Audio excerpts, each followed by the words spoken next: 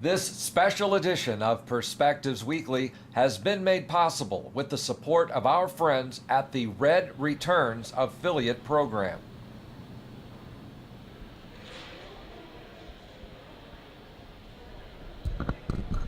Thank you very much. Hello, my friends, and welcome to Perspectives Weekly. I'm your host, Jay Todd, coming to you from the floor of the Global Gaming Expo. And boy, what a show we have for you this week. The questions around full tilt poker continue to swirl. Rumors of a lawsuit out of Canada, and just this week, confirmation that they had found a buyer in France. But none of that explains where players' money is, right? Well, we caught up with the CEO of the Alderney Gambling Control Commission. They're the ones who licensed Full Tilt and recently revoked that license. If anyone's going to have answers, this guy would. So here's the interview. I warn you in advance, it's a bit long, 12 minutes, but it's got a lot of great information. We hope you enjoy it. Hello, everyone, and welcome to the floor of the Global Gaming Expo, where I have caught up with Andre Vilsanak, the Chief Executive Officer for the Alderney Gambling Control Commission. Did I get all that correct, sir? Hi. Okay. There's a lot of people watching this video who really want to know what happened with Full Tilt. We have players' money that's gone missing. We have affiliates that have lost a lot of income. And Alderney licensed Full Tilt. The question of the hour, sir, is what exactly went wrong with Full Tilt Poker?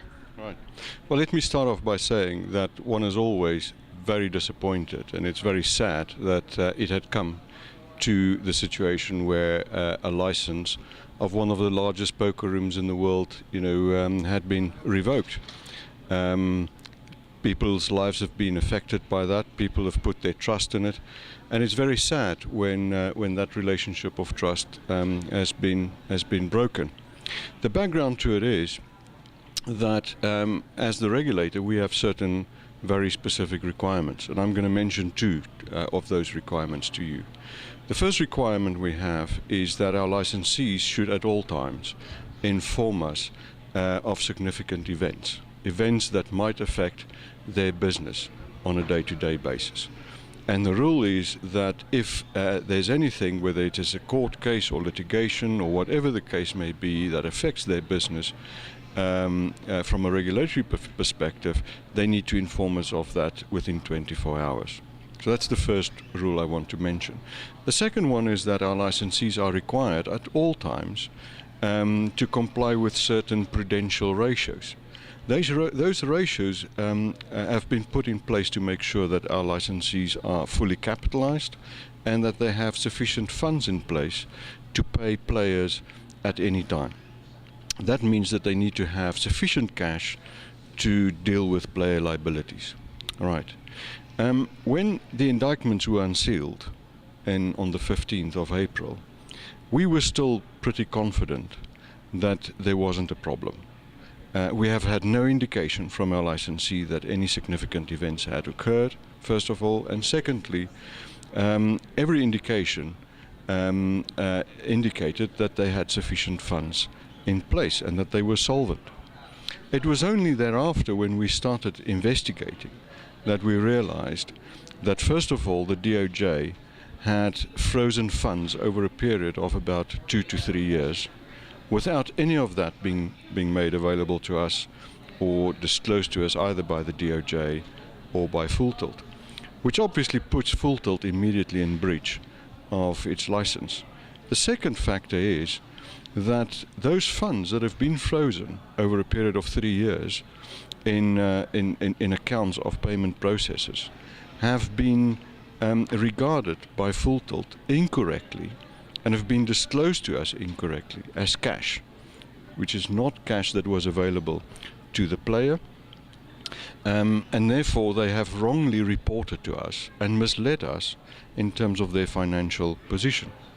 Now, obviously, if one regulates an operator and you do your due diligence and you allow that operator to be licensed in your jurisdiction, there must be a certain level of trust. And that trust was in place. But when we realized that they have breached our legislation in respect of those two fundamental principles, the trust relationship has immediately been broken. as a result of which I took the decision to suspend the license at the end of June, subject to a hearing. And as you know, the hearing had taken place over the last couple of months. There was immediately an application by Full Tilt that the hearing be held in camera. Right, and that means that they wanted it to be privately held as opposed to public, and you were opposed to that, correct? Correct. I felt that in the interest of players and the public, who had such a prominent interest in this, it ought to take place in the public, so that the public out there would know what was going on. Obviously, Full Tilt argued very well that it might incriminate them in the US, and therefore it was in their interest to hold this in private, and that application was granted by the Commission. The other application they made prior to the hearing was that the hearing be adjourned, so that they could make a deal with third-party buyers who had an interest in purchasing the company, and that application was also granted. And ultimately, the Commission, after 54 days, when they reconvened, carried on without the indication of any serious buyer at that stage. They considered the substantial matters before them, the matters I've just mentioned to you, the breach in terms of informing us in the case of a significant event and not complying with their financial ratios. And on that basis, the Commission took a decision last week to revoke those licenses.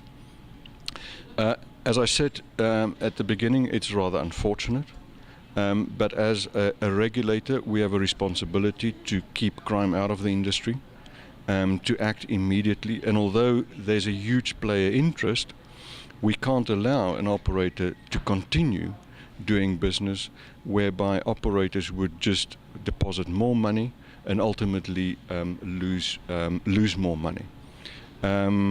There's been mention made in today's media about a strong possibility of a buyer signing terms with FTP. From the bottom of my heart, I hope there's such a possibility and that it would realize. And we've said all along that if it does materialize, that there is such a person who's willing to purchase Full Tilt and to come to us under new management and ownership, we would work with that entity to get it licensed and get it back on the road as quickly as possible. That must be in the interest of the players. Well, certainly someone buying out Full Tilt would be good for players recovering their money on deposit. I think it's important that people realize what you had mentioned in the session, that you guys regulate by report, which means that you're in some ways dependent on Full Tilt coming to you with their reporting mechanisms that you have in place and being honest with you about what's going on. And that's where the breakdown was. I had also spoken with you off camera about the commingling of funds, the players' funds with the operational funds, and that perhaps as the Malta licensees do, or the Malta Authority does, requiring there to be a separation. But in your opinion, this probably, because it's a regulate by report environment, this probably would not have prevented what happened in Full Tilt's case from happening. No, and even if they had these monies held in a separate, segregated account, I'm not convinced in my own mind that that would have solved the problem. It's well known from the DOJ documentation that have been released that Full Tilt had indicated to the DOJ that those funds had been held in segregated accounts. That was clearly not the case. We were aware all along that the funds had been commingled with their own funds. We were never concerned about it, purely from the point of view that there was sufficient cash to cover player liabilities. Let's talk about segregation of funds. Some authorities think it's the silver bullet. We do not believe that that necessarily will solve the problem. Fact of the matter is that although funds are held in segregated accounts, you always sit with the difficulty that in the case of an insolvency, if the bank does not recognize that third-party interest, namely the interest of the player, then the bank has a first right, a first option on those funds.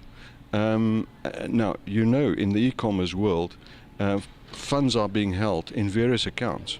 And in the case of an insolvency, you just don't know whether the insolvency legislation that applies in that particular country is going to recognize the third-party interest. Now, it all sounds very complicated, but what I'm saying to you is we have looked at it, we're looking at it again. Various other regulatory authorities are looking at it. There's been a lot of talk today about what is the best way to protect player funds. I don't think anybody has the answer.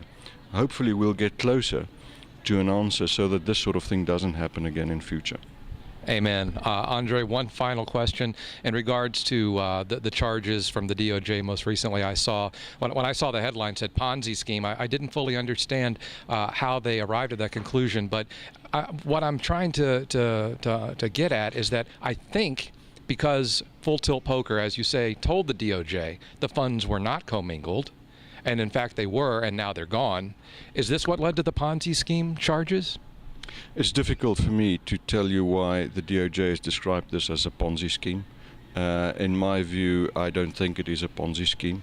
I suspect it might relate to the fact that at some stage when Full Tilt was no longer able to get payment processors to process payment deposits and fund players, that they started allowing operators, or sorry, rather players, to wager on credit. I don't know what was the basis for that. In my own view, as I said, I don't think it is. If you look at the definition of a Ponzi scheme, it is a Ponzi scheme. But you know, I think it's a very emotional word, and it's something that you know, would catch the eye and the ear. And whether that was the reason for using it, you know, I don't know. The DOJ says it's illegal, so it's illegal. They say it's a Ponzi scheme, so it's a Ponzi scheme. Well, I think what one's got to say, and it was said yesterday by Congressman Joe Barton.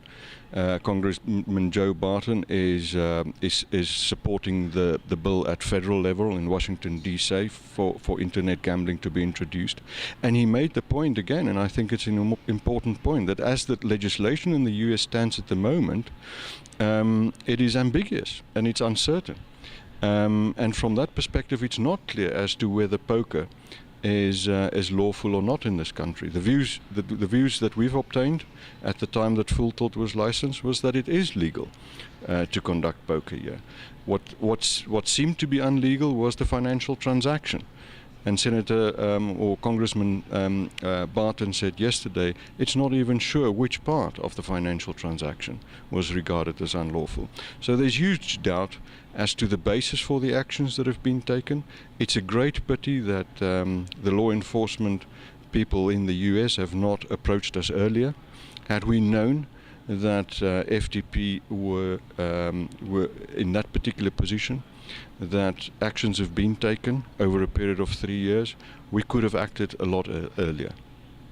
Well, Andre, I thank you so much for joining us. You've been very open, and I appreciate it. I know this is a difficult situation to talk about, but I thank you for coming on the show, putting your face here, and answering our questions. It is appreciated. Thank you. Pleasure.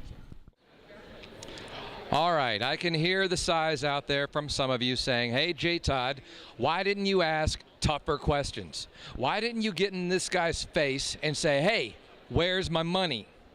I would have really liked to, but you got to understand that this gentleman didn't even want to go on camera. He was trying to avoid the media altogether. He's got a lot of legal concerns, understandably, and he has to tread very carefully. I, therefore, had to tread very carefully if I wanted to get an interview with him at all.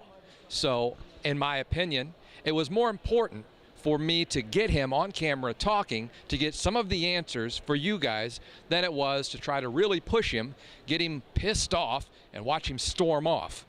So hopefully we've developed a good relationship, and in the future we can use that relationship. Hopefully the new buyer out of France will be able to reimburse the players and they'll all get their money. We'll have to wait and see. We've done a lot of great interviews this week from the floor of the G2E. You'll see more of those on upcoming Perspectives Weekly. But for now, my friends, thank you for watching. and play smart.